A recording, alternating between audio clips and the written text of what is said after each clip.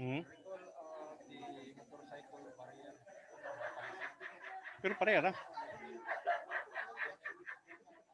Kung tanong ra si pangutan.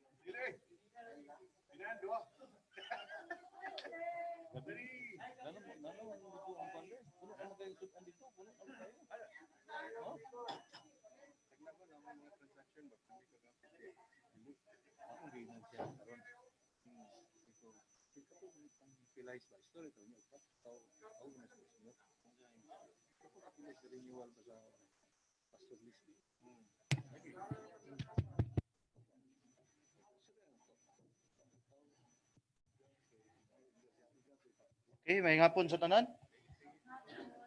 Since we have a quorum already. So, Mr. Secretary, majority floor.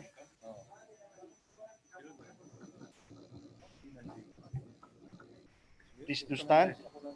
Our 51st regular session sa Guniang Panglusod, Dakbayan sa Cagayan de Oro, is now called on to order.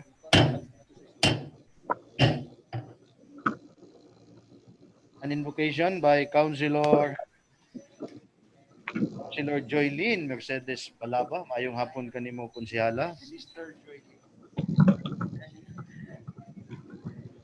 Let us put ourselves in the holy presence of God, in the name of the Father, and of the Son, and of the Holy Spirit.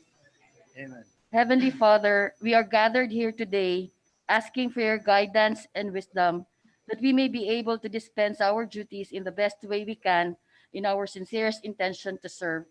In these trying times, may you continue to bless us with your compassion, grace, and strength that we may overcome the challenges that come our way with the hope for a brighter, better, and safer tomorrow.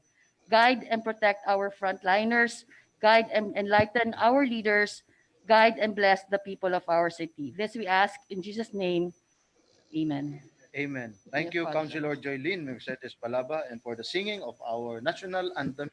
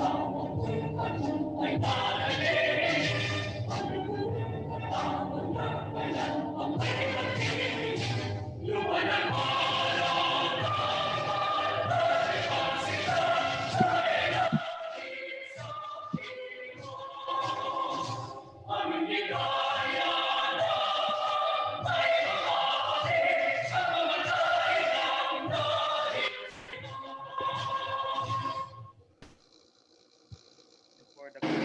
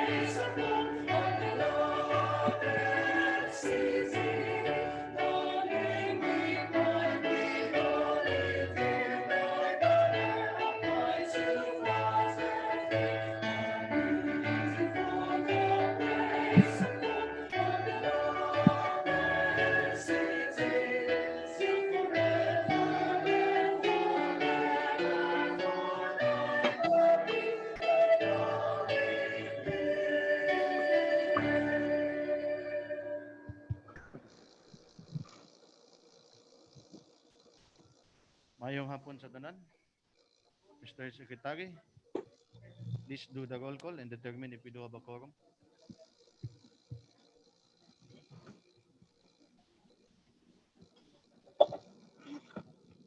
Honorable City Vice Mayor Renier Joaquin VOy, Presiding Officer. For Speaking. the First District Councilors, Honorable Edna Dehino, Honorable J.R. Pascual, Honorable Roger G. Abaday, Honorable Saldi O. Ocon, Honorable George is Goking, Honorable Ruben R. Daba, Honorable Lodan Jiswan, Honorable Romeo V. Calizo. For the 2nd District Councilors, Honorable Joylen Mercedes L. Balaba, Honorable Maria Lourdes Isgaani, Honorable Ayan Mark Yunakaya, Honorable Josette G. Magtahas Daba, Honorable Chudolfo E. Lau Jr., Honorable Enrico D. Salcedo, Honorable Jocelyn B. Rodriguez, Honorable Edgar S. Cabanlas.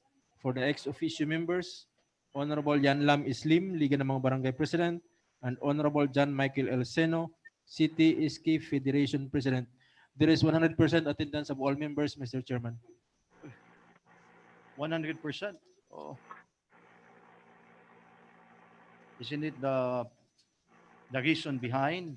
It's because we will celebrate our fellow colleagues from the 19th City Council to celebrate the day, their days. No other than Councilor Majority Floor Leader Ayan Mark Kiblat Nakaya and Councilor Jocelyn Bebot Rodriguez. Uh, and we sing them a song together. Ah, sila ka maging duha ang nag-birthday yun. Councilor Ayan Mark Kiblat Nakaya and Councilor Jocelyn Rodriguez. Mo nang dili usa ang tono kay man ang birthday.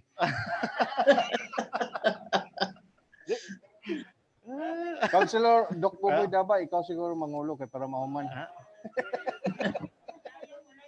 Happy birthday. Day Ayan, happy birthday Debot.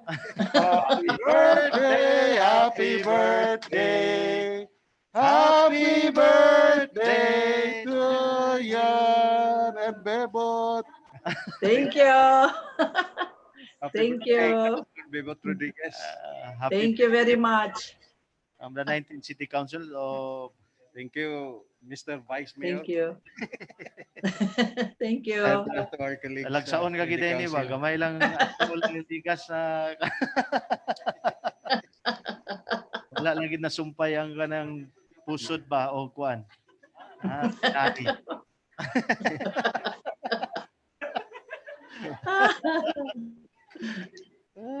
Thank you, Mr. Chairman.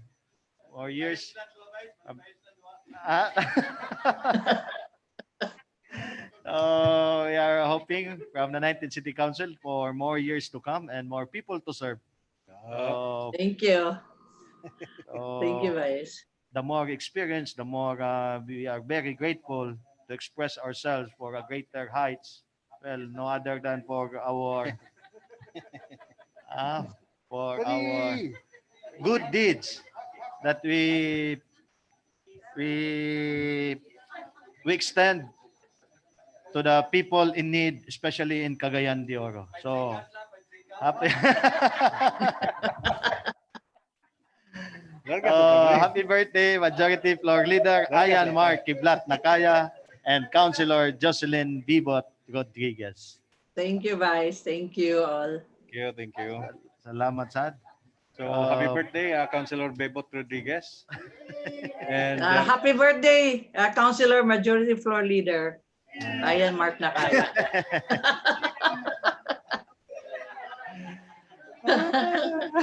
ganahan ko sa smile ni Pare Saldi. Nawala ang face mask. Anyway, thank you. And may I move, Mr. Chairman, to dispense with the reading of the minutes of meeting on July 27, 2020 and to consider the furnishing its copy to every member as the reading itself. Properly moved by the majority floor. Well, as moved by a birthday celebrant, so as no other one which is a member also from the City Council, 19th City Council, it must be second from the birthday celebrant also. Okay? Can you second it, Councilor Jocelyn Bibot Rodriguez? I second. Okay. Sige, binuang Vice, ha? Properly moved by the majority floor. No no other than Councilor Ayan Mark Kiblat Nakaya and seconded by Councilor Jocelyn Bibot Rodriguez. So, naapabay mo correction? Siyempre, wala yun. So, it is hereby approved. I likewise move for the approval of the said minutes of meeting, Mr. Chairman. Or finality and seconded. On a special report portion, Mr. Chairman, we have as listed endorsed through the city secretary, supposedly Councilor Enrico Eric Salcedo would render first the report, but however, his boss, Councilor, according to him, boss, Councilor, mentor. Pero kung si Mayor pa istoryahan, murag si Kwan man siguro, Eric man siguro ang mentor.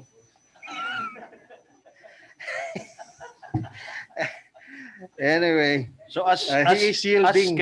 as scheduled, Yes, it Yes, is Mr. Councilor Chairman. Enrico Salcedo, but he held it majority to vote. Councilor Tudolfo Bonglao on the same Oh. topic, Mr. Chairman, on Okay. the GMC cell site or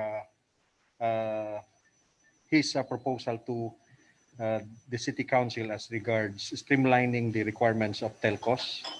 And so therefore, Councilor Bonglao would report first. Councilor Zaldi Ocon would like to report on the flooding in the national highway, particularly at the roads of Barangay Kauswagan and Mora. Councilor Roger Abada is yielding for now, considering that his report supposedly is the same subject matter as reported by Councilor Inday Dahino. So we have two reporters, Mr. Chairman, Councilor Chodolfo Bunglao and Councilor Bonglao and Bonglao. Councilor no, Councilor and Saldi Councilor Ocon. Zaldi Ocon. And the third one, No other. more. Okay. No more. So Only two. Councilor Enrico Salcedo is yielding to Councilor Tudolfo Bonglao for our special report this afternoon. Well, it's hard for us to prove or that the reason behind that it's because of their minds and thoughts are intertwined to each other, or with the same. Uh, okay, carry on, Councilor Tudolfo Bonglao, our first reporter this afternoon. You have the floor. Thank you, Mr. Presiding Officer. Good afternoon to our esteemed colleagues. Happy birthday to our great and future leader of the city of Cagayan de Oro, Councilor Ayan Mark Nakaya and Councilor Bebot Rodriguez. And to the sovereign people of Cagayan de Oro, good afternoon. May hapon. This morning, I read the front story of a national newspaper that titles, and I quote, "Telcos can report permit delays to cabinet secretaries." The whole contents of the news are as follows. President Rodrigo Duterte said telecommunications companies or telcos could bring their complaints to cabinet secretaries regarding delays in releasing permits for putting up telecommunications tower, and that his order to the cabinet was to take the most drastic measure it could find. In a meeting with Duterte last week, Globe Telecom President and Chief Executive Officer Ernest Cu opined that as many as 29 permits needed to be acquired from the government entities and local officials before the company could build the towers. The process also takes as long as 8 months. He said, if Globe applied to build 5,000 towers, it would need thousands of permits, he added. The president told him to bring their complaints directly to Senator Christopher Lawrence Go, Finance Secretary Carlos Dominguez III, and Interior Secretary Eduardo Anyo for fast action. ANU on July 22 said the Interior Department and other agencies had signed a joint memorandum circular, GMC, that would cut red tape in the processing of permits for building cell site towers. He noted that what used to take 200 days would be slashed to 16 to 20 days. Dito po sa bagong GMC namin, kasama yung lahat ng ahensya, pati LGU, dati po kailangan pa ng Homeowners Association Resolution. Kailangan pa ng Sangguniang Bayan Resolution. Wala na po yun. 16 days to 20 days po ang target para yung lahat ng permit ay tatakbo. In this new GMC, all the agencies are included, even local government units. Before, we needed homeowners association and municipal council resolutions. We don't need those now. The target processing time for the permit is 16 to 20 days, he said. During his State of the Nation address on Monday, Duterte warned Globe and Smart Communications, the country's other giant telcos, to improve their services before the year ends, unquote. Mr. Presiding Officer, this has been my supposed task during 17th and 18th City Council, which is to articulate an ordinance to streamline the requirements of permit for the construction of cell tower, but however, it was aborted when the jurisdiction to hear the application was taken in my committee. In fact, I have had already reaching far and wide of consulting the involved government agencies and our local government bureaucracy in order to come up with proposed ordinance to fast track the issuance of permit, but unfortunately, it was overtaken by this joint memorandum circular due to unknown reason. Supposedly, we are the first LGU all over the country to pass an ordinance that is very supportive to the ICT industry. In view of the foregoing, my desire and passion to come up with an ordinance is here. I have here a draft ordinance, Mr. Presiding Officer, entitled An Ordinance Streamlining and Fast-Tracking the Processing of the Issuance of Permits in the Establishment, Construction, and Erecting Common Towers and Installation of Facilities to Information, Communication, and Technology Industry. I seek permission from you, Mr. Presiding Officer, that my committee will be the one to hear the consultative meeting among those government agencies involved in the issuance of permits, so that we can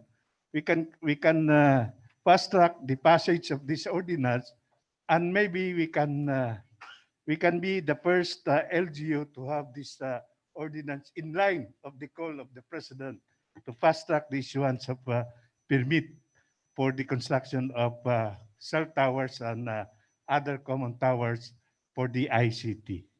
Thank you, and God bless us all. Okay, thank you, Councilor Chodolpo Bunglao. Or thank you for your good special report of yours. It is very timely. So, from the regular members, want to add something? Okay, Councilor Saldi Okon.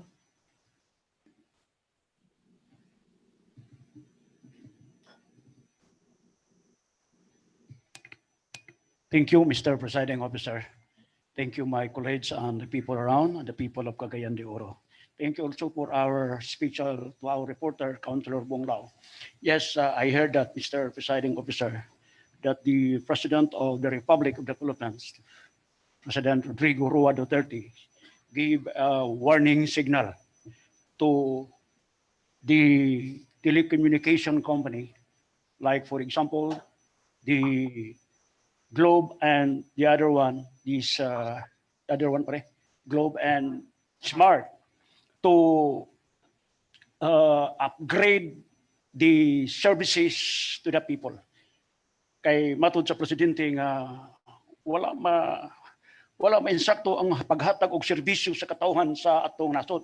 Not only in Cagayan de Oro, Mr. Presiding Officer, but this problem, I think the good president is addressing this problem to the entire country, Mr. Presiding Officer. So what if buhaton nato diri karon sa ato? What about the other provinces or other cities kung di po sila mulihok, Mr. Chairman? Anyway, thank you very much for the special report of Councilor Bunglao. I will support 100%. Okay, thank you, Councilor Saldi Okun. Okay, what about Councilor Salcedo? Councilor Enrico Salcedo?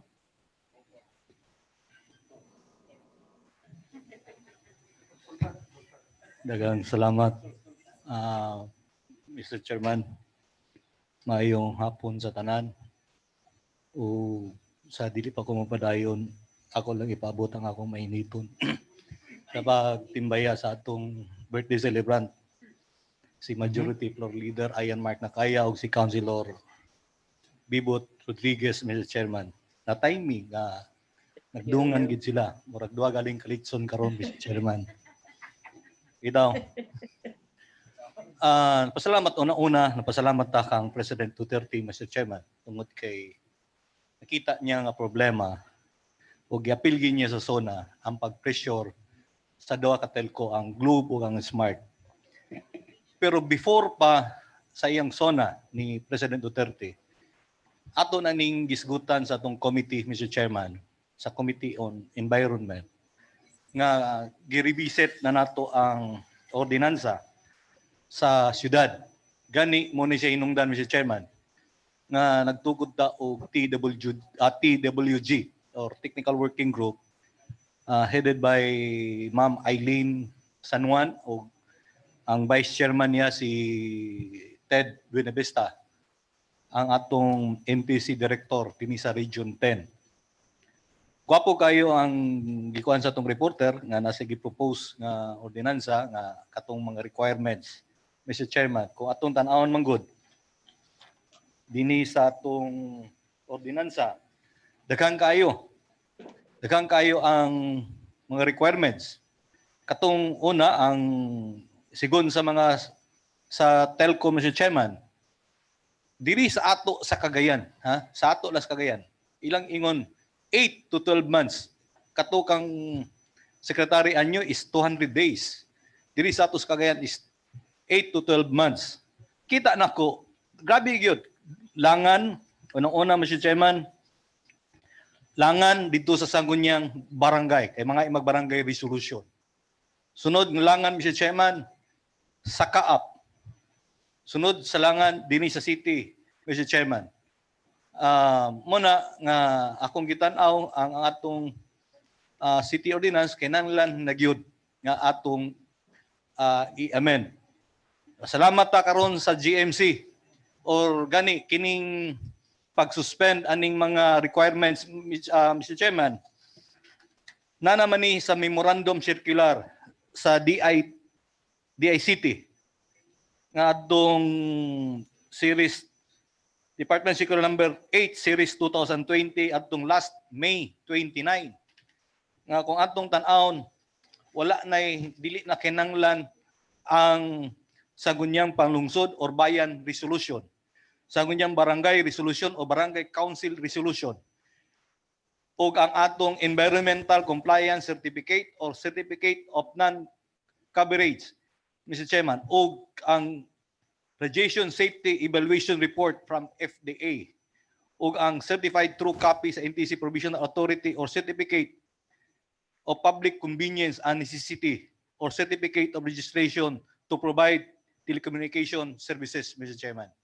Muni, nga kung atong tan-awon posible nga 16 to 20 days na lang yun. Gani kung kay kumbot kwin taon una unta ta sa City of Cagayan de Oro, Mr. Chairman, kay ang atong sitaw kana investment kanang investment promotion board nga gipanguluan ni Ma'am Eileen, gisugdan naman ni Mr. Chairman, gisugdan lang ni siya kanilaging balaod nga ng ease of doing business, Mr. Chairman, nya na po instruction ni Mayor Moreno nga kaya na madali ning atong pag-process labi na kini karong COVID, Mr. Chairman.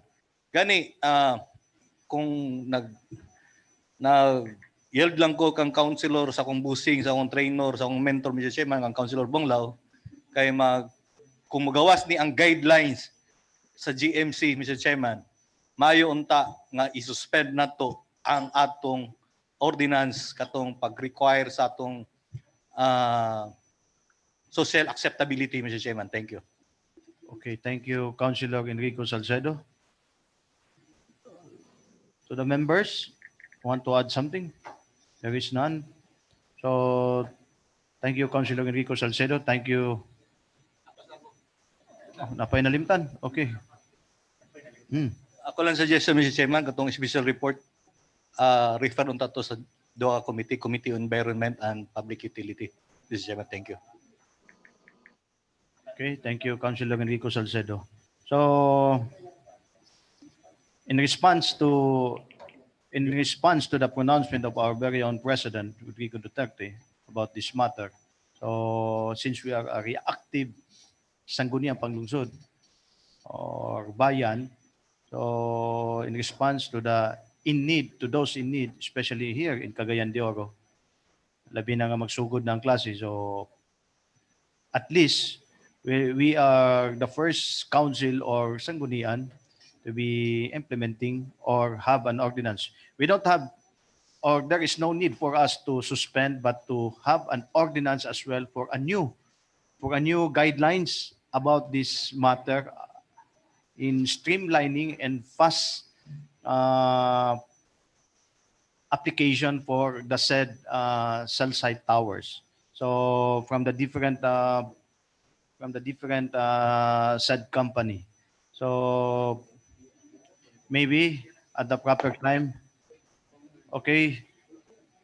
But before I will proceed, or I would like to hear something from Councilor Edgar Cabanlas. Maybe he wants to add something. Thank you, Mr. Chairman. The issue, I think there are two issues that should be tackled by the national government in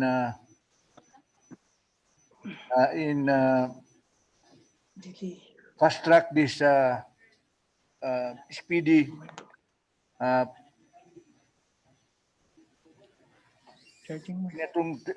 cell phone, cell sites. First, kining constructions, the constructions of our cell sites, which is, I think, is local. Second is trunk line. The trunk line is controlled by the PLDT. So even if you have so many cell sites, but if the trunk line is not enough because it is controlled by one company or one corporation, then it would be useless. So these two must go together. Daghan nga mga cell sites o dako nga trunk line. As far as cell sites are concerned, I think the national government should pass a unified guidelines. There should be a unified guidelines that will be followed by all the cities and municipalities in the Philippines. Di man pwede nga kitara. Kaya bisa kung sa kadaghan nga to is, bisa kung sa kadaghan nga to, pero pagtabok sa akong message, gikas kagayan, pengos buhol, dito sa buhol, tulura ka buhok, walang gihapon, biki lang gihapon. So kinanan unify. Kana nga guidelines.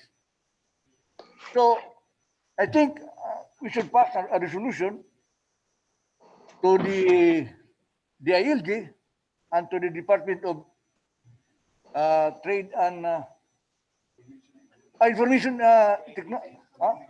DITP, urging them, these two departments, to fast track the issuance of a unified guidelines. For example, kita, kung mingon sila karon nga kini nga wala nagkikinahanglan ng ang city council nga approval. Okay. Basta everybody is following the guideline. Nga di na kinahanglan approval sa CAAP. Okay. Di na approval sa barangay. Okay, gapon ta. Basta tanan. Kay kung kita raw niya din ang mag-ingunana, unya ang uban dili kay kanigod ang cell site, Mr. Chairman, once mo dawat kini nga cell site Cagayan de Oro sa message, ilabay ni siya na the nearest cell site, for example sa Bohol. Na kung panamita ang ilang balao dito sa local is different from ours. Nakamay ra gyapon kay dito. Mabukog lang gyapon dito nga lugar. Kay labay-labay man ni. So that means all the islands in the Philippines should coordinate and function as one. Mo kani ang importante. So, para nako, kung magbuhat rin nga balaod, unya, lain ang ilang balaod dito speakers, wala gihapon ni Picto.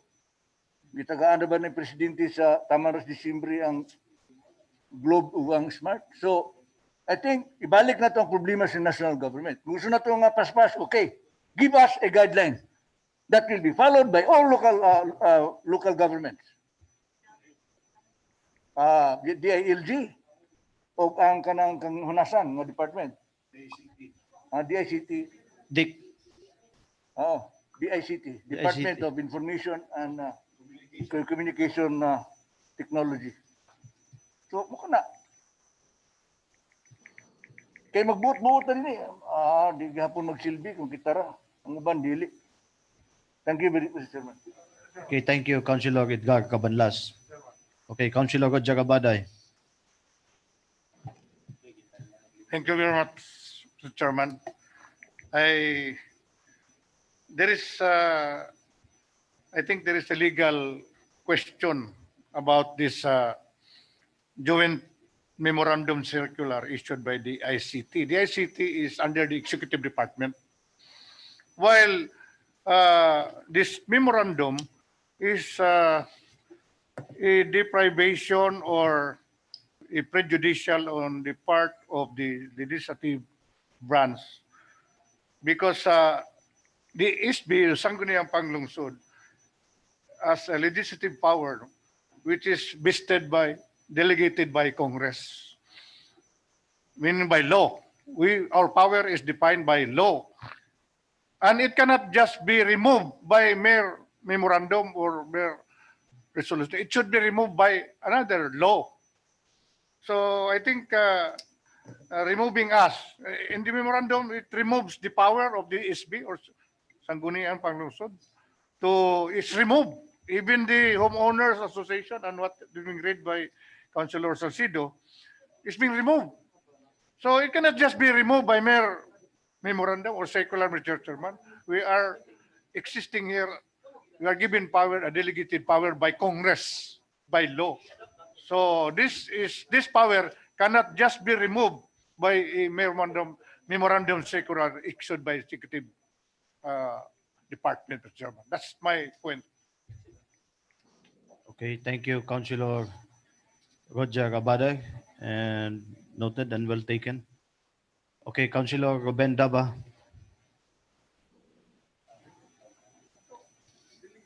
Thank you, Mr. Chair. Ug maayong hapon sa tanan. Ug gwapo kayo nga ordinansa no gahimuon nato, pero inaot ta, Mr. Chair, dili unta nato kalimtan ang health kay pagbutang lang sa site na may mga gitawag nato radiation ana. So ako untang ipatampo ang committee sa health para sa katong ilang murag committee on public utility and basta tulot to sila. Ako untang kung pwede matampo nato ang health kay digin nato malimod nga naagid ka na radiation diha unya aron madungog sa dayon ang medical side sa paghimo og mga cell tower, Mr. Chair. Daghang salamat. Okay, thank you, Councilor Ruben Daba. I think for the issue of health or this radiation it's not necessary anymore, since we are thousands of cell site already exist then keep on reminding us or keep on exist about this issue about this radiation. Maybe we will ask for the Department of Health or the FDA. I think the Food and Drug. I think what is the proper authority for this real issue about this radiation. You can ask about the guidelines also. I think it's already. I think there is already they're putting it a period about this issue about this radiation, and we are in need of this cell site issue. So, in another way around, wants to add something? Okay, Councilor Enrico Salcedo.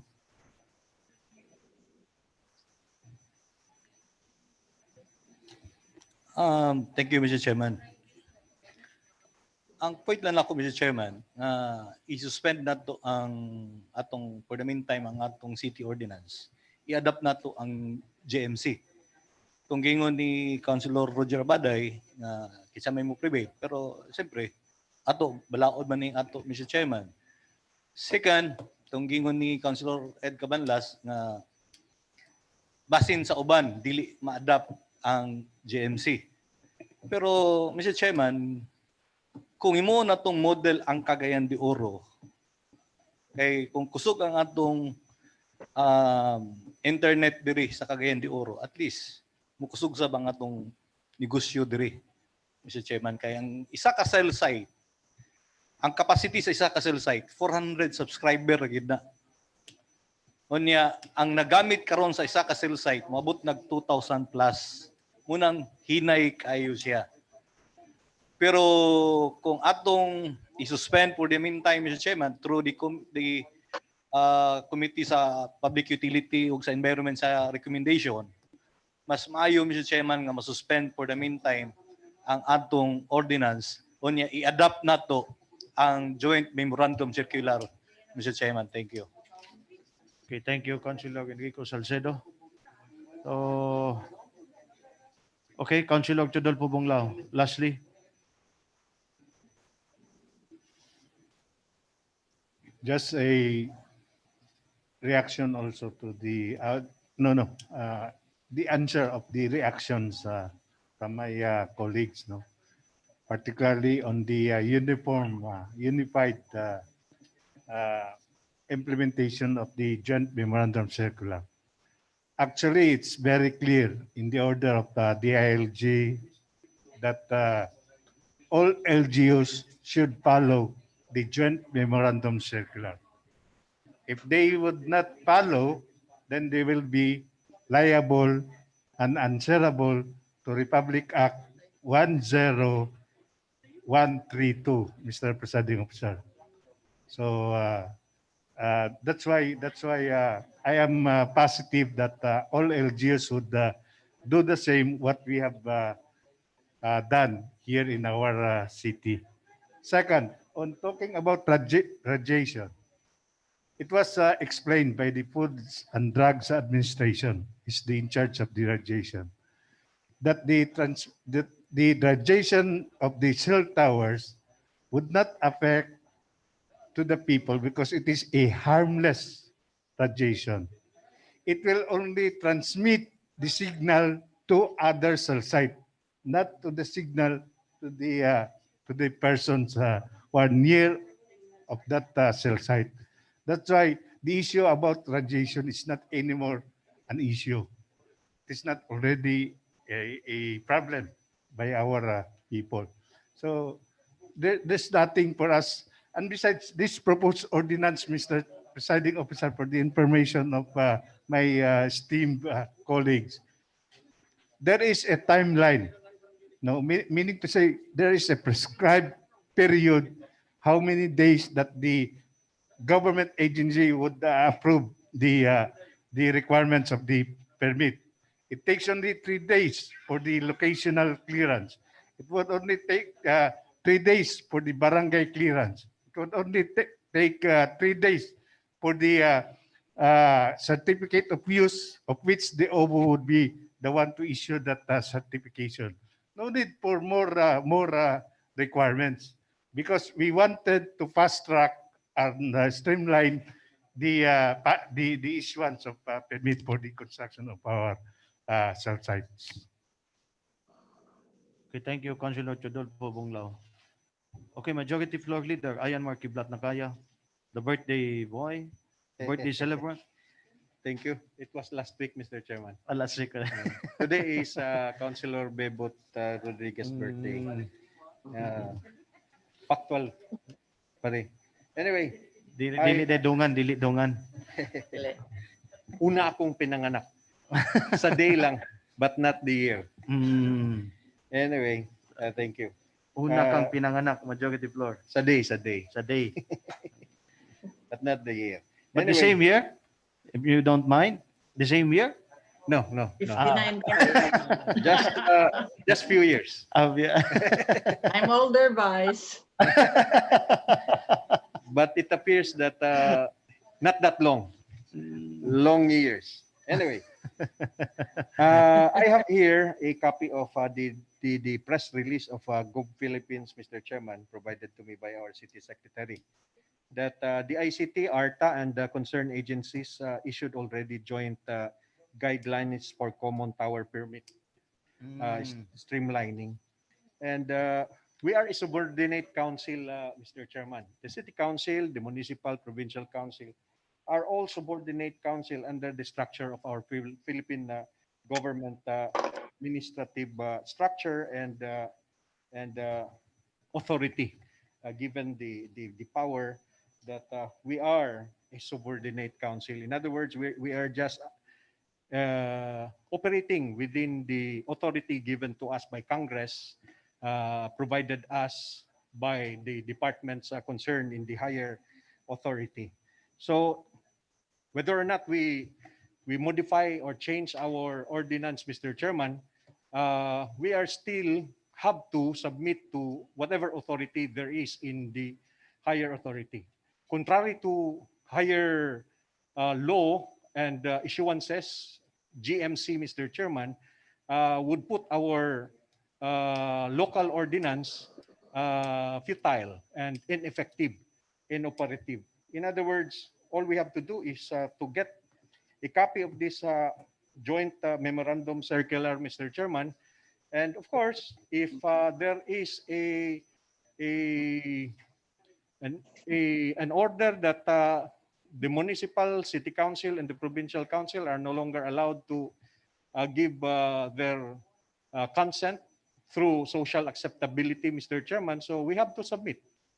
Otherwise, if we insist on getting this power and using this power as we have done in the past, Mr. Chairman, we can be charged with malicious act as administrative officers of the law.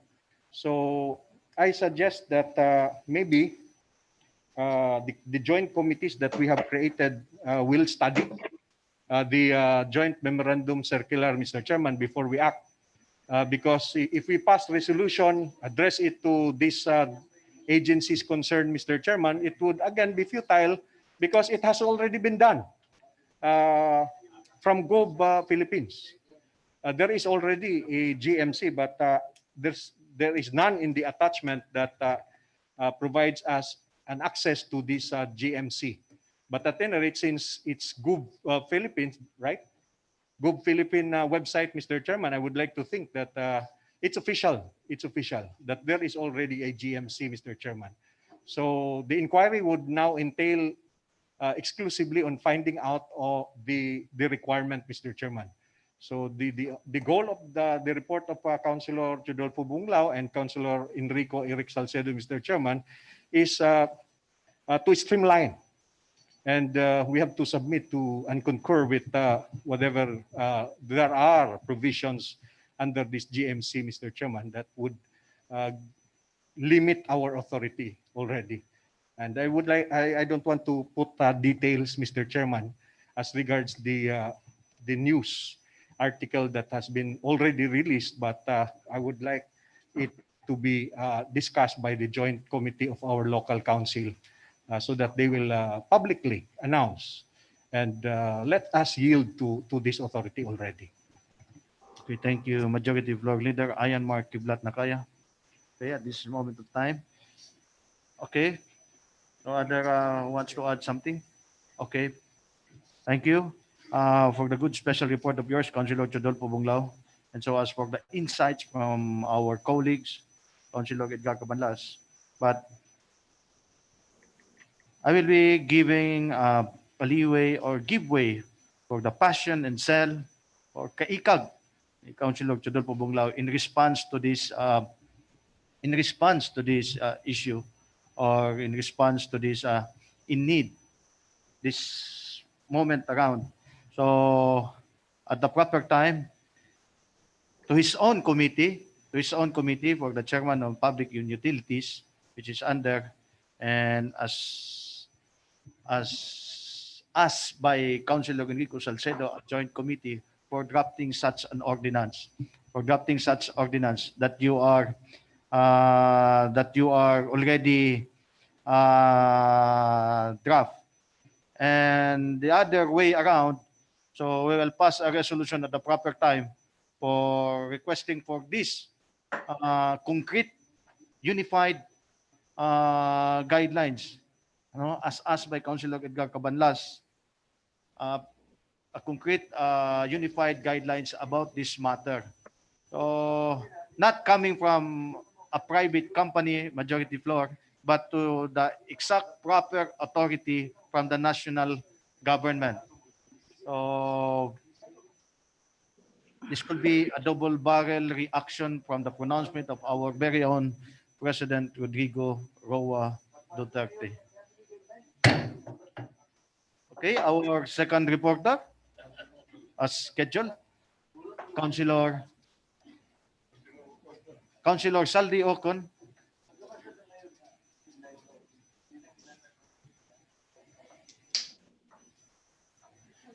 Salamat, Mr. Presiding Officer. First, before I proceed, I would like to great belated happy birthday to our majority floor. And happy birthday, Pare. And to the birthday celebrant today, Councilor Bibot Rodriguez. Happy birthday, Kagawad Bot. Akong special report, Mr. Chairman. Na-notice na to, sigig ulan.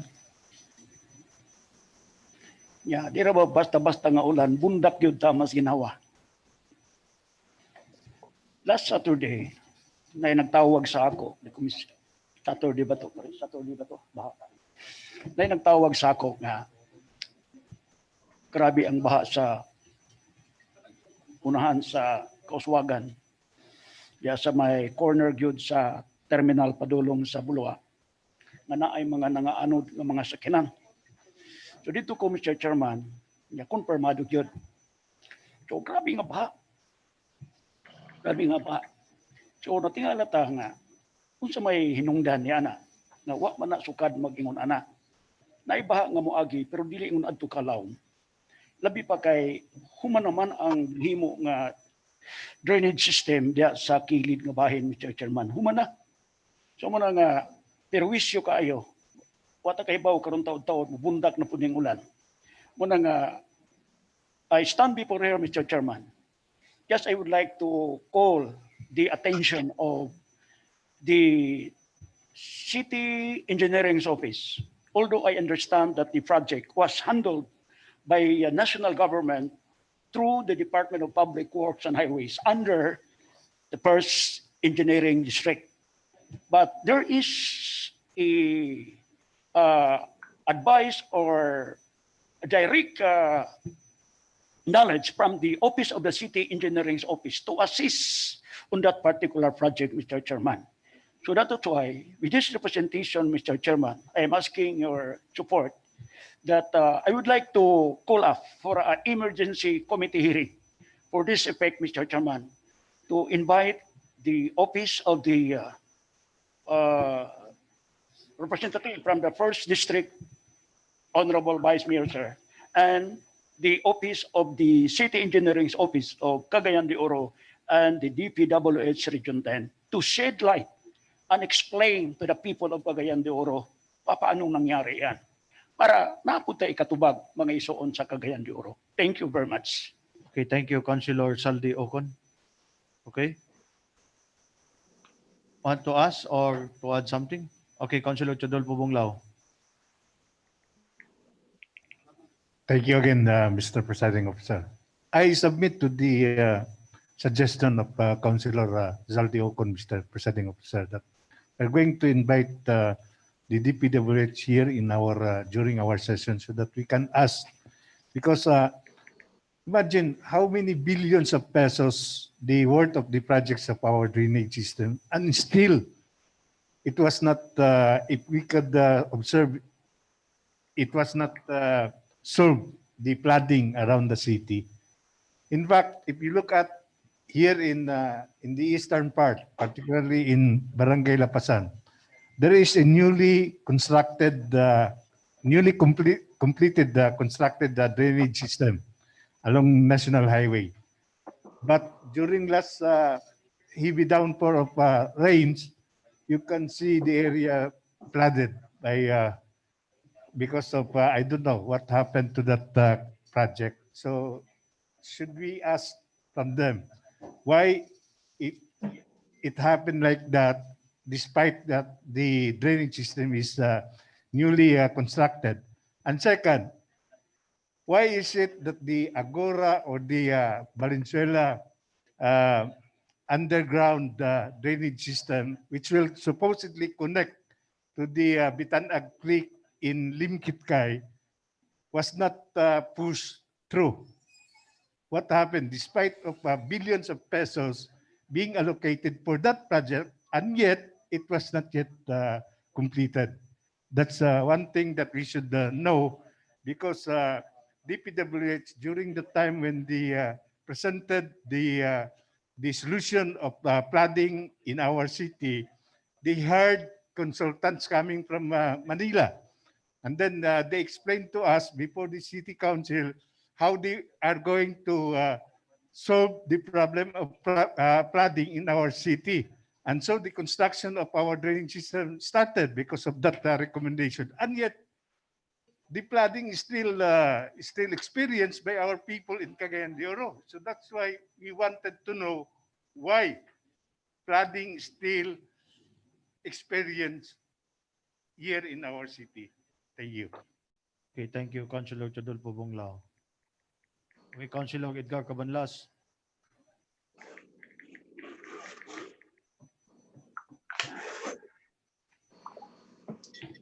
Disturbo ni. Disturbo. When we opened the relocation site for those affected by our dike in Cagayan de Oro River in Pagatpat, I was one of the speakers there, Mr. Chairman, and I purposely went there because I want to meet Secretary Villar, who is the Secretary of the DPWH. I talked about this issue during my speech in that inaugural opening of groundbreaking ceremony of that relocation site. I would have asked him if he was present, why is it that the city of Cagayan de Oro, which is a premier city in Mindanao, is always a victim of flooding, despite the fact that the government has spent billions of pesos, and despite the fact that this problem has been with us for so long a time. Even when I was still young, I am now 68 years old. Mga pamagkuan. Pero elag paniti. Elag paniti kay disgrasya niya ka. When I became a provincial board member in 1988, this problem was there. Dugi na kinakaidya. Ambot lang tingali, mga matay na lang ta, simba ko, alam mo labot. Nalang ka pun kini nga problema. I should have asked Secretary Villar, what is our, what have we done, the people of Cagayan de Oro, to deserve this kind of attention from the DPWH? This kind of salamagan of the DPWH. During our time as members of the city council, we've been asking them. We invited them here many times. And you know what we get? Answers that are not understandable to ordinary people. Answers that are not direct to the point. So, sig magamit sa ginato atong makaulit dani. Daghan tinod kana ang gisulti ni Paring Saldi. Nga daghan kay nangaanod ng mga sakinan. Someone, a classmate of mine, just text me this morning. He sent me a proposal how to correct that problem there. He's not an engineer. But I think everybody now, even a market vendor, is now talking about the problem and how to solve it. And yet, the DPWH, who is supposed to know the problem, doesn't have any solution. If they have solution lang para nga makagasto lang kita kwarta. But there is no good effect. The problem remains.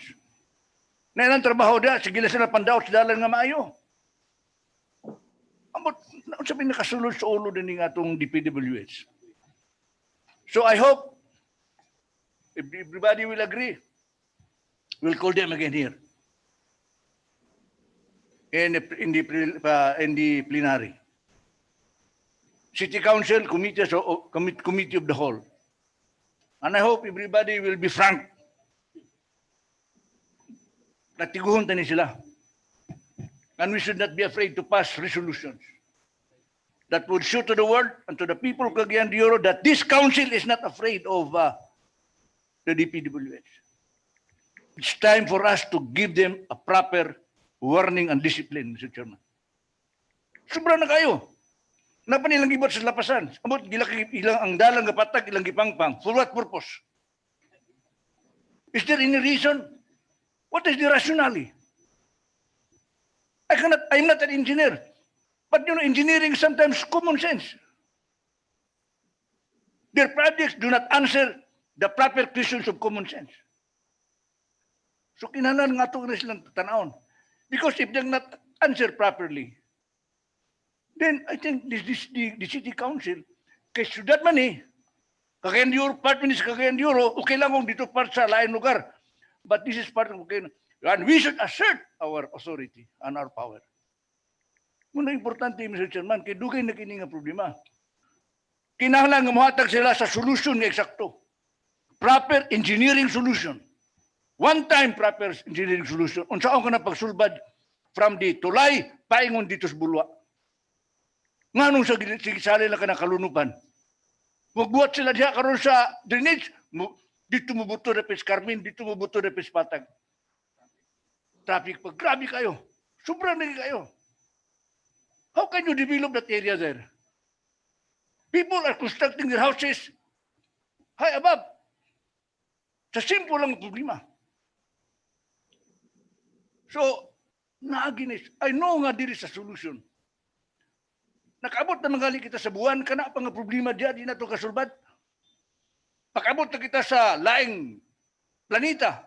And yet, the DPWH cannot solve a very simple problem of flooding there. Can you imagine that?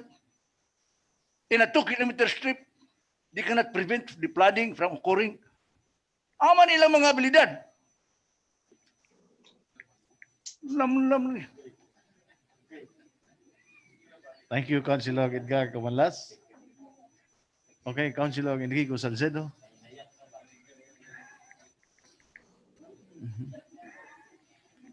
Daghang salamat, Mr. Chairman. Mura ko kay lakon kay wa na galaban sa DPWH. Bitaw, Mr. Chairman, kung atong tanawon. Ngayon pa sa ay nakoy amigo nga nag-ingon nga ang baha di gid nato mapugnan kay gabaha ganing suba. Kini pa kang drainage nato, Mr. Chairman. Pero kung atong tan-aw, Mr. Chairman, alam pod sa lugar, in fairness pod sa DPWH, kay wala na may galabas DPWH, Mr. Chairman. Kung atong tan-awon ang bulwa, kana bitong dalang padulong sa terminal sa westbound. Ongoing man ang drainage niya or ang storm drainage niya. Mo na kung mao man na siya, Mr. Chairman, sa ako nasabdan kanang volume sa tubig kanang sa former Toyota kaniadto. Di man ang gabaha. Well, I think Councilor Enrico Salcedo, it is much better that the DPWH, the authority of them, will be the one to explain Okay. to us. Ako lang as- gikuan, Mr. Chairman.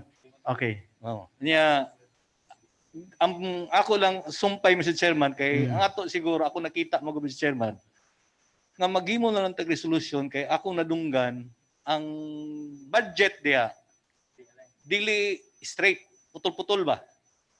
Manang okay. dili straight ang mana sila pud malang So- kayong tanga langan man kayo ang So by DPWH. phase, Siguro nga magpasa tag resolution nga kanang papaspasan na to pagpundo ana nga proyekto para madali na to pagsulbad. Kay like for example, diya sa Agora, ngayon tangalangan kayo, unsaon pagkuan sa DPWH nga wala may pundo. Unsaon pag-continue diya sa Bulwa Terminal nga padulong siya sa highway, wala may pundo.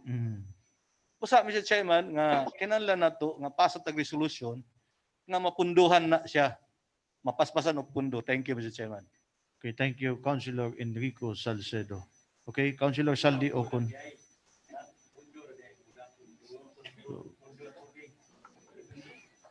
Ang ako lang unta, Mr. Chairman, ato nga matawag na ako sa committee nato sa engineering. Pero because of the suggestion of two Councilor Bunglao and Councilor Edgar Cabanlas, much better to invite them before the plenary session, Mr. Chairman. Mas maayo po na. Kay para everybody happy. Everybody makadungog ta unsa ang ilang tubag. But in fairness, Mr. Chairman, I heard from Councilor Bunglao nga nganong naputol man asang pundo. Mas maayo po na, Mr. Chairman, to diri na to na ipatawag kay initially matod sa Department of Public Works and Highways, 35% of the national budget, all national infra affected by the coronavirus. Gi-withdraw ba? Okay, para i-support sa nato sa coronavirus. So mao na ilahan tubag. Pero mas maayo nga sunod kung musugot ang atong halangdong Vice Mayor, ang atong majority floor, nga ma-invite nato ang Department of Public Works and Highway to shed light from the bottom of their heart. Thank you. Okay, thank you, Councilor Saldi Ocon. Next week, well, at the proper time, so at the proper time, can you notify the Office of the Department of Public Works and Highways? This moment. So thank you for a good Include special the report of regional yours, Councilor director. Saldi Ocon. Mr. At the Chairman, proper time. may we propose to include the regional director? Because I understand that there are projects in Cagayan de Oro that have been bidded and managed by the regional office. And there are also Okay. district projects. So from region to the district. District. So the two districts. Yes, but there are also small projects that are implemented by the district. So do we include the city Regional engineer? director and office? district engineers. Okay, there is someone, Councilor There is Cabalas. there is a problem with that office, that department, Region 10, that whenever you invite the regional director, they will send somebody who is representative. If possible, the regional director be here. That should be emphasized in our resolution. Kaya say, padalan ta din sa say di pa kasabot sa iya tubag. Okay. So can you notify the officers from the region and to the both districts and so as our city engineering office as prayed by the good special reporters and our colleagues from the 19th City Council. Okay, to our agenda of the day, or to the orders of the day, rather, Majority Floor Leader. Thank you. Thank you, Mr. Chairman. Item 1 is proposed resolution number 2020-170, returning to the Barangay Council of Barangay number 8, the city, its ordinance number 010 of 2020, covering its annual budget for calendar year 2020 with an estimated income of 2,788,224 pesos, with information that said ordinance is operative in its entirety. Move for its approval, Mr. Chairman. Properly moved with the majority floor. Seconded. Objection? Objection. Hearing none, resolution number 2020-170 is hereby approved. Move to dispense second final reading. Dispense. Seconded. Number 2 is proposed resolution number 2020-171, returning to the Barangay Council of Barangay number 15, the city, its ordinance number 1-2020, series of 2020, covering its annual budget for calendar year 2020 with an estimated income of 3,887,160 pesos, with information that said ordinance is operative in its entirety. Move for this approval, Mr. Chairman. Properly moved. Seconded. Objection? Objection. None. Resolution number 2020-171 is hereby approved. Move to dispense second final reading. Dispense. Seconded. 3 is proposed resolution number 2020-172, returning to the Barangay Council of Bugo, this city, its ordinance number 04-20 to series of 2020, covering its annual budget for calendar year 2020 with an estimated income of 26,976,044 centavos, with the information that said ordinance is operative in its entirety. Move for its approval, Mr. Chairman. Properly moved. Seconded. Objection? Objection? Hearing none. Resolution number 2020-172 is hereby approved. Move to dispense second final reading. Dispense. Seconded. 4 is proposed resolution number 2020-173, returning to the Barangay Council of Camamanandi City, its ordinance number 050, series of 2020, covering its annual budget for calendar year 2020 with an estimated income of 27,638,843 pesos, with information that said ordinance is operative in its entirety. Move for its approval, Mr. Chairman. Properly moved by the birthday boy and seconded. Objection? Objection. Hearing none. Resolution number 2020-173 is hereby approved. Move to dispense second final reading. With finality, seconded. 5 is proposed resolution number 2020-174, interposing no objection to the residential free patent application of title of a parcel of land declared in the name of the late Pantaleon Ira Agas, located in Barangay Bonbon, City, covered under lot number 1623 CAD 237 with tax declaration number G-081904 with an area of 1,277 square meters. Move for its approval, Mr. Chairman. Properly moved and seconded. Objection? Objection. Hearing none. Resolution number 2020-174 is hereby approved. Move to dispense second final reading. Dispense. Seconded. 6 is proposed ordinance number 2020-132, institutionalizing the observance of Youth Week in Cagayan de Oro City and for other purposes. Author Councilor John Michael Seno. Move for its approval, Mr. Chairman. Properly moved. Seconded. Objection? Objection. None. Ordinance number 2020-132. Before we approve, it is hereby approved, which is the author, Councilor John Michael Seno, and so as our birthday celebrant, Councilor Ayan Mark Kiblat Nakaya. Is hereby approved. Move to dispense second final reading. Dispense. Seconded.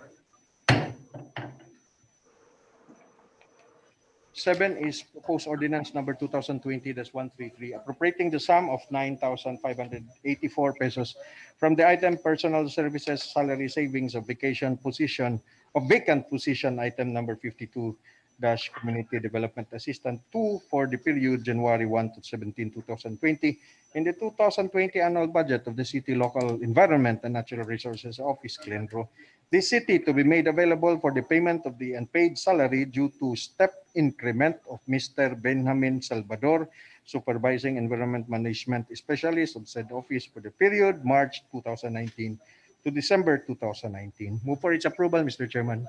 Properly moved by the majority floor. Seconded. Objection. Objection. Hearing none. Ordinance number 2020-133 is hereby approved. Move to dispense second final reading. For its finality and seconded. 8 is proposed ordinance number 2020-134, reverting the sum of 8,819 pesos and 19 centavos from the item maintenance and other operating expenses MOE, other maintenance and operating expenses OMOE in the 2020 annual budget of the city chief executive and reappropriating the same to be made available for the payment of the unpaid salary for the period December 1 to 31, 2019 of Mr. Nonilon C. Mabaylan, Security Administrative Aid 1, job order assigned at the Tignipuluan Elementary School, this city. Move for its approval, Mr. Chairman. Properly moved. As And corrected, this is 2019. 2019. Properly moved by majority floor. Seconded as corrected. Objection. Objection from Barangay Tignapuluan. Is coming from Barangay Tignapuluan. How are you, Councilor J. Pascual? So, so daghan na taga Tignapuluan. Only adopted children. Ipang tudlo, ah? Okay. Since there is no objection after all, objection, none. Ordinance number 2020-134 as corrected is hereby approved. Move to dispense second final reading. Dispense for its finality. Seconded. 9 is proposed ordinance number 2020-135, approving the development permit of Bria Homes Cagayan de Oro subdivision project located in Barangay Lumbia, this city, with an area of 132,997 square meters, more or less containing 895 lots units economic housing project and 488 lots units socialized housing project under BP 220 as applied for by the Bria Homes Incorporated, represented by its technical services head Nathalie K. J. Singson, subject to the conditions imposed by the City Engineering Office and City Housing, Urban and Development Department. Move for its approval, Mr. Chairman. Properly moved. Seconded. Objection. Objection. Hearing none. Ordinance number 2020-135 is hereby approved. Move to dispense second final reading. Dispense for its finality. Seconded.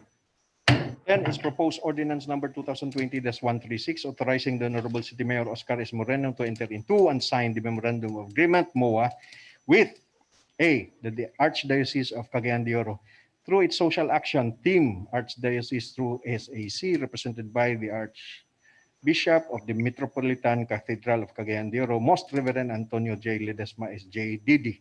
B, the Julio and Florentino Ledesma Foundation, Incorporated, represented by its president and CEO, Dr. Billy Tusalem.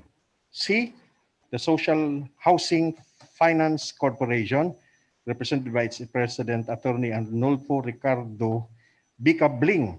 D, the Earth-Based Builders and Integrated Services, represented by its construction project chairman, Reverend Father Juan Magallanes Lagdamen Jr. And D and E, the Muslim Christian Women Homeowners Association Incorporated and Greenfields, represented by their respective presidents, Humayra A. Mardan and Geoffrey M. Iliezo, covering the collaboration of the parties to assist the needs of the beneficiaries of the relocation sites who are victims of Typhoon Sindong, located in Barangay Lumbia and Balubal, both this city under the terms and conditions stipulated therein. Move for its approval, Mr. Chairman.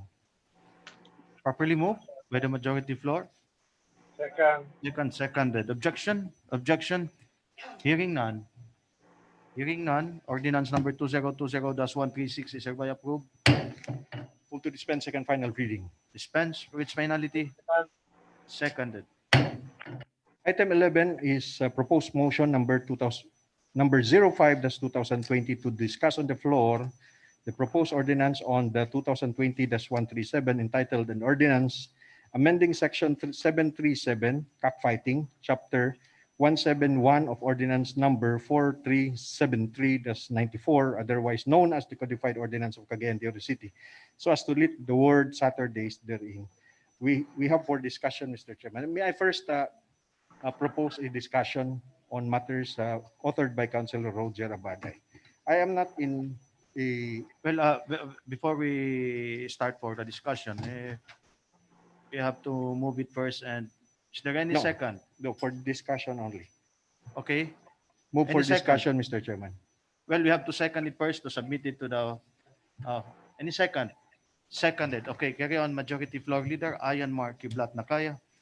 Thank you, Mr. Chairman. Although this has been endorsed favorably by the City Legal Office, I have personally talked to him with his legal opinion last week, and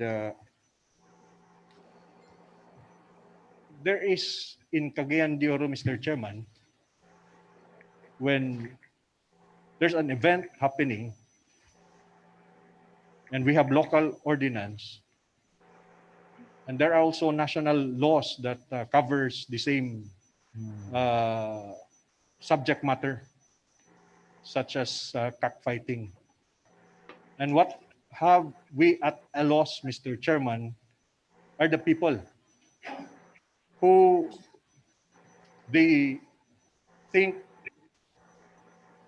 while actually implementing the activity, since they have been given permits from City Hall,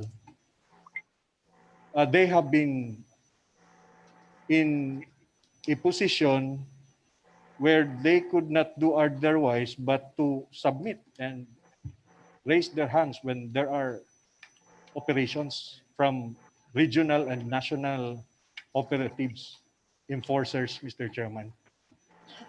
I do not know how we can settle this by submitting to the threats there are. But I would like to put a premise, Mr. Chairman, that I don't go to cockfight. But this is a matter of understanding regulations. We were given the authority by the national law to give franchise and to provide authority to certain individuals or groups to operate a cockfight. But then again, there are quarters in the regional offices, Mr. Chairman, that raise their concerns because according to them, national regulations, it's not allowed. Local government code speaks of the authority that it is within the authority of the local councils. May I, for example, ask the interpretation of the author, Mr. Chairman, as to where we should stand?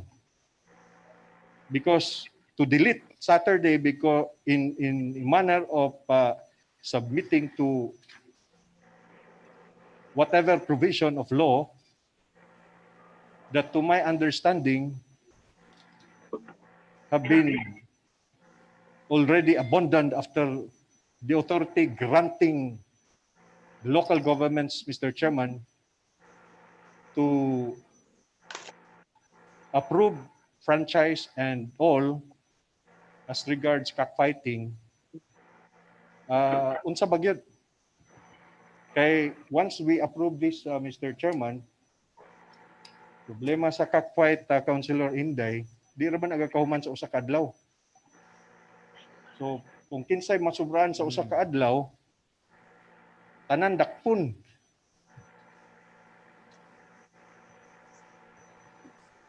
Many years back, munang gabalik-balik din sa City Council. Munang gi-appeal ang Sabado, Domingo. Dili lang Domingo, Sabado. Kay pagbalik nila din hangyo na pod nga dili kaya sa usa ka adlaw. So, I am worried nga pag-delete na to ani, ang atong mga tao balik na po sa City Council. Then again, ang kadto sa mga officers of the law will execute na Sunday ra gyud, wa gilabot Sabado. So aha naman ang nalugaw na sila. Fire above, fire below, bibingka ang labas atong mga tao, Mr. Chairman. So before we proceed deleting, munang lay down nako ang discussion ana kay para mahibalan ninyo ang history ani ngano nani siya sa atong ordinansa. But I am submitting to whatever wisdom nga naa lugar, kung kinahanglan kita ang manghangyo or kinahanglan kita ang mudipinsa, kinahanglan ato lugar ng buhaton. Do we ask the author, Mr. Chairman, to respond? Okay, Councilor. Thank you, Majority Floor Leader. Ayan, Mark Kiblat na kaya. Okay, Councilor Roger Cabaday. Thank you very much, Mr. Chairman, and thank you very much, Majority Floor. We have of the same sense about this law and ordinance. No? This is a headline. We are at a dilemma. One time, why this representation was able to to amend this law, this law ordinance, because one time we have a committee meeting attended by, I think that was presided by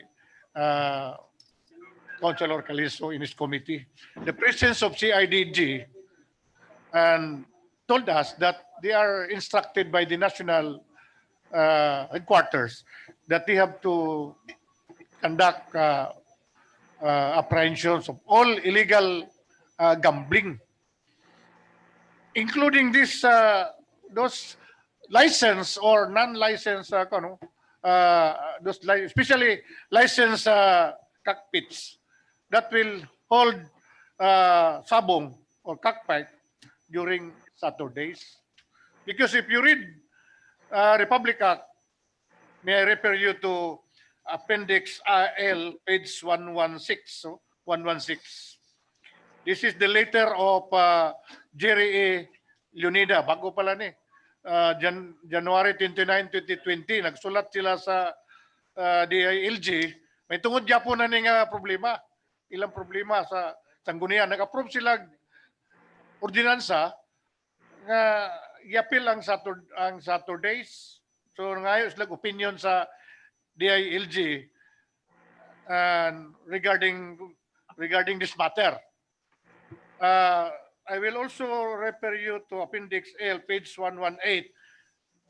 Former kauban na Councilor Adrian Barba, nagsulat yapon siya sa commissioner sa Games Amusement Board regarding this matter also, inquiring this matter, considering that under Republic Act 7160, the local governments are empowered already to act ordinance on authorize the holding of local derbies and weekdays, meaning appeal ang Saturdays.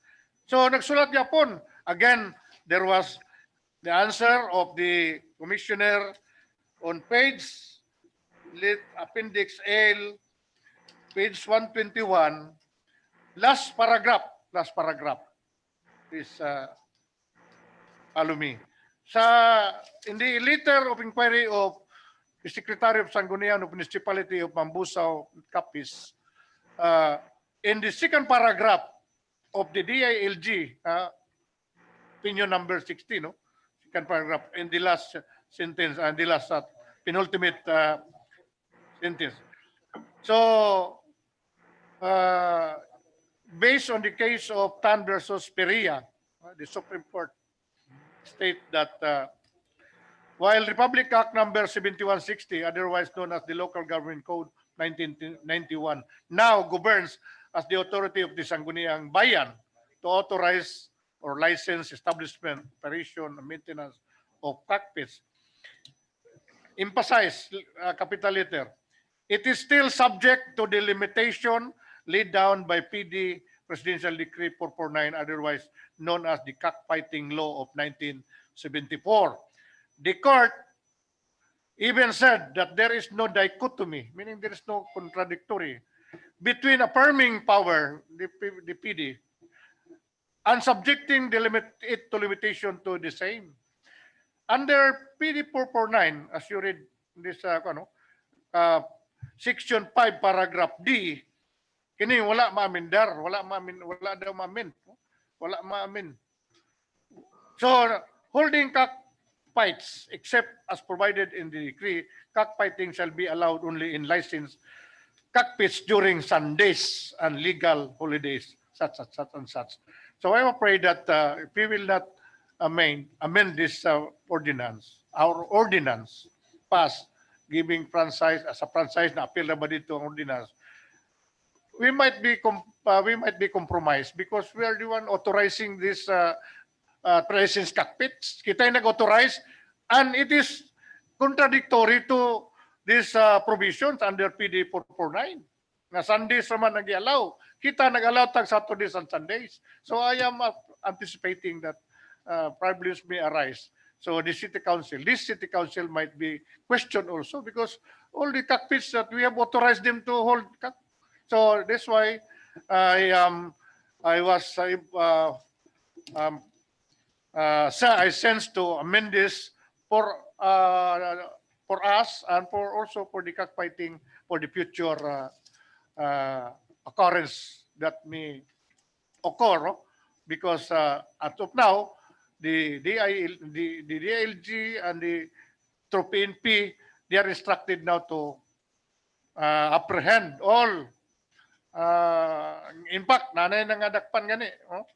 So muna nga, that is the essence why I passed this ordinance for the amending this ordinance based on the ang itong basis ko na ni ang codified ordinance, thinking that the old council nga pag-approve sa 1991 RA 1991 tanan na authorized na, pero naapamanday nagpabilin. It was left alone, not given to the LGU.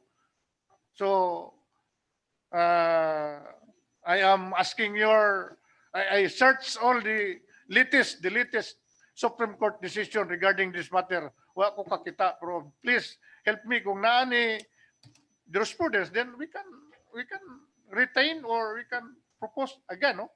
But meantime, so that to avoid us from any compromise later, I am pushing this amendment ordinance of amending these provisions under the ordinance, Mr. Chairman, and my colleagues. Okay, thank you, Councilor Roger Abaday. But you are basing your observation from the 1974 Based on the opinion of the DILG, Mr. Chairman, number 6, what 2020, and then under the in answer with the letter of the Secretary of Sangguniang the Municipal 1974 kung sa to siya nga kwan? Presidential Decree Presidential 449. decree. So are 449. you aware that we have a local government code of 1991 Yes, Mr. which Chairman. give power for the local government or the sanggunian, That is the the latest? opinion also, or the understanding of the Sanggunian and even Councilor Barba. That was also the tenor of this letter, Mr. Chairman, and my colleagues. So, muna ilang question because under Republic Act 7160, thought that we have all the power na, but the Supreme Court did not permit, no? In the case of Tan versus Perea, Supreme Court decision.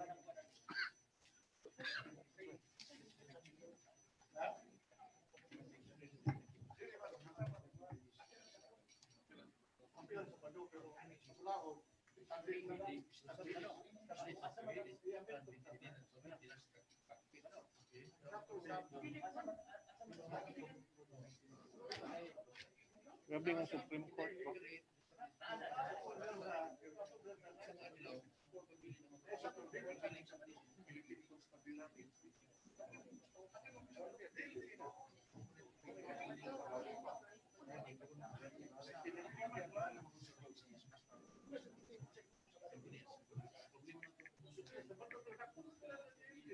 May we call for a minute recess, Mr. Chairman?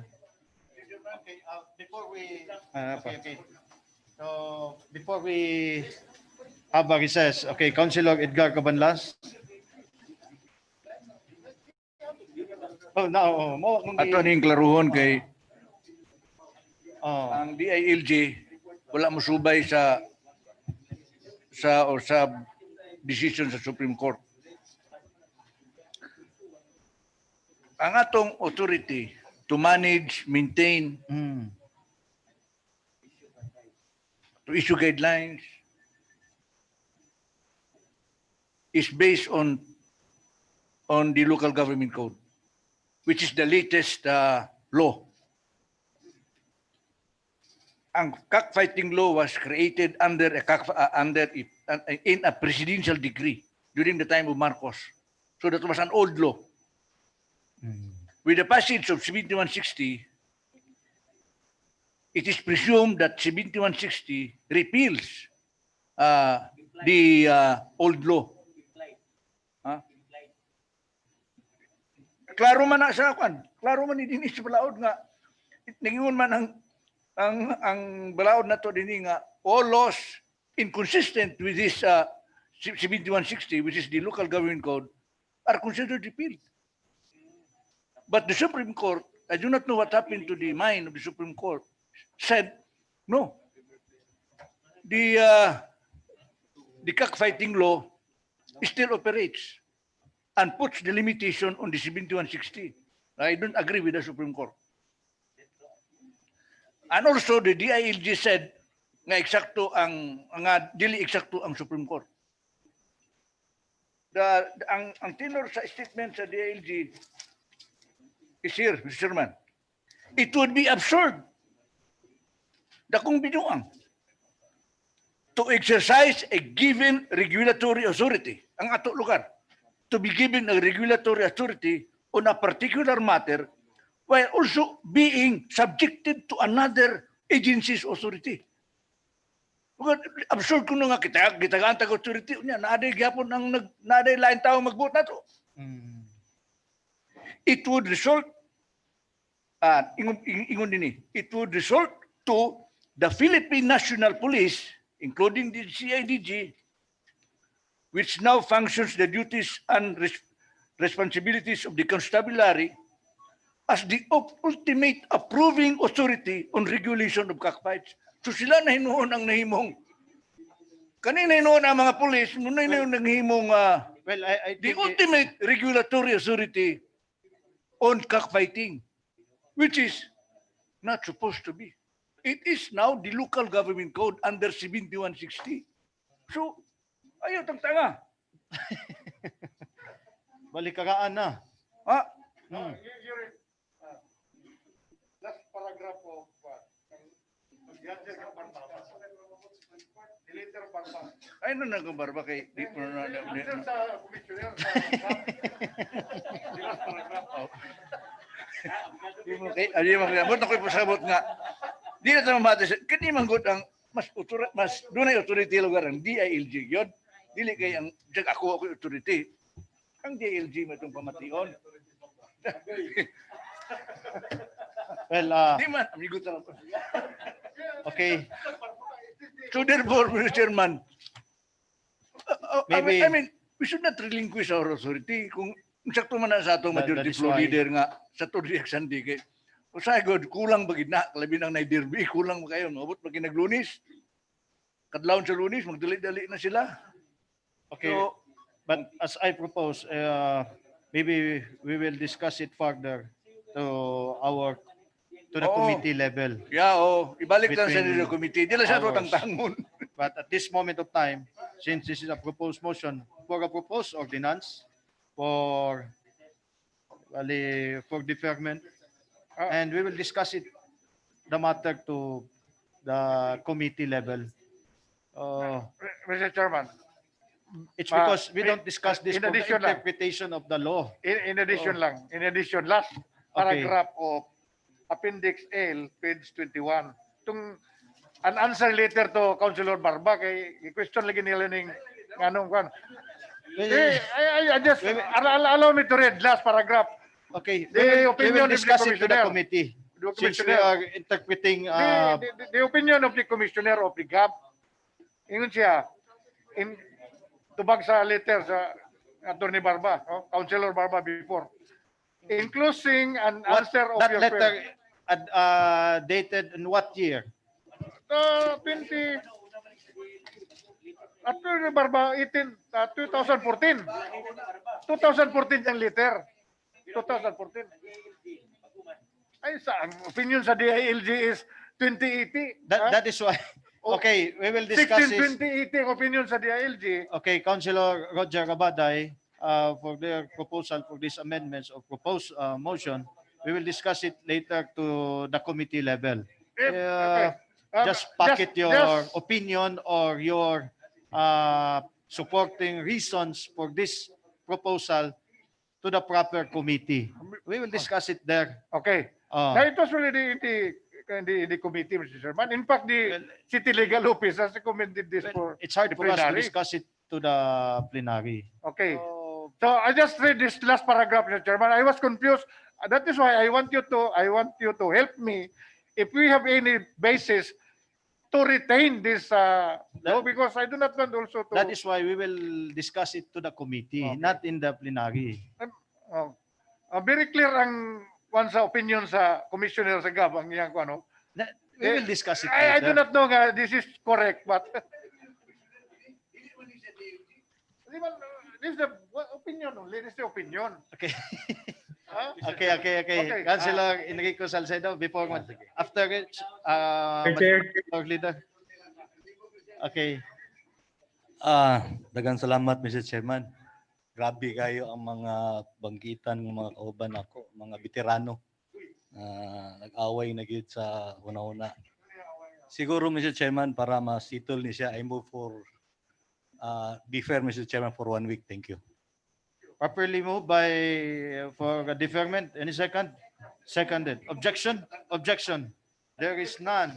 There is none. Motion, proposed motion number 05-200 as discussed as proposed motion ordinance to amend, no? To amend ordinance number 2020-137 is deferred. Wala pa nahuwasan dito. We will discuss it later to the committee. Wala pa nahuwasan dito na pitaw. Wala man nakita sa camera. Wala pa sila nahuwasan. Okay, we will discuss it. As I promise you, Councilor Roger Abada, we will discuss it all in the committee level. And maybe just to guide the chair of the Games and Amusement, Mr. Chairman, Councilor Roger Abaday, maybe he can communicate and make a conversation with the higher authority, the ILG perhaps, for another round of opinion. Yes, because the DLG even kining libog po sila. Una nga, I'm asking you to help me if there are any basis so that we can also help the sabungan of Katpis. Okay, I'm afraid that we will be compromised later on because we passed this approved ordinance already. Okay, thank you, Councilor Roger Abaday. Okay, majority floor. Is there any? No more, Mr. Still? Chairman. Move to adjourn. No more. Session adjourned.